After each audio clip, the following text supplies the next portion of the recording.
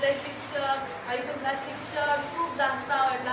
इथले विद्यार्थी त्यांच्याकडून नवीन नवीन काय काही शिकायला भेटले. वेगवेगळे कार्यक्रम, वेगवेगळे काही लोक येऊन आम्हाला काहीतरी संवाद साधतात. एवढा आम्हाला खूप आमच्याशी समजून भेटली. पहिल्या मी शाळेत होती, मला काहीच येत होतं, काहीच म्हणजे काहीच नाही. मला पाढे म्हणजे काहीच येत नाही. तेव्हा या शाळेत एक पाऊल तुला की असं मला असं वाटतं की मला पप्पा पण बोलत होते, बाबा तुला आधी काय वाचायला येत नव्हतं, आता त्या शाळेत गेलं किती वाचायला येते. म्हणजे तुला मला वाचायला लिहायला हो का. मग आता पुढच्या वर्षी आपण ना माझ्या भावा म्हणजे दुसऱ्या मामाच्या पण ना त्याला पण त्याच्यातच टाकू म्हणलं की सगळ्यांना आपण ह्या शाळेत टाकू, तुझ्या शाळेमध्ये जायचं. तसं सगळी अनोळखी होती, बॅगमध्ये पण अनोळखी होती, परत शाळेमध्ये पण अनोळखी होती, टीचर पण अनोळखी होते. मग नंतर हळूहळू बोलायला लागले सगळे आणि शाळेमध्ये अभ्यास पण भरपूर छान घेत होते. छान वाटलं आणि वाचायला यायला लागलं, लिहायला यायला लागलं न बघता. तोंडाने सांगितल्यावर लिहायला येत होतं. परत क्रीडामध्ये चांगलं जमायला लागलं.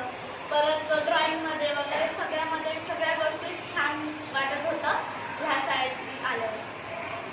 शाळेत आलो, मला ही शाळा खूप आवडली.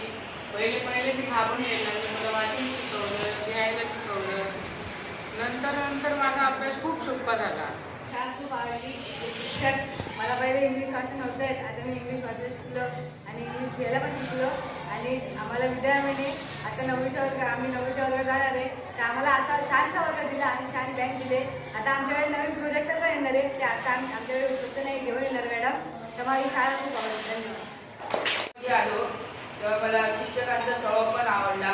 ते चांगले शिकवत होते आणि चांगलं एक्सप्लेन करत होते, ते मला खूप आवडलं. जब मैं पहली आठवीं क्लास में पहली बार आया तो मराठी का पूरा कुछ समझ नहीं आ रहा था।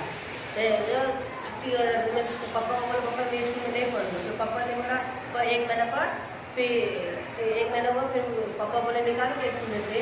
तो पापा मैंने बोला नहीं, स्कूल बहुत अच्छा है, सर लोग व्यवहार वगैरह सब सही है, बात भी दोस्त लोग अच्छे सिखाते हैं, आने के सुविधा बहुत अच्छा है यहाँ पर।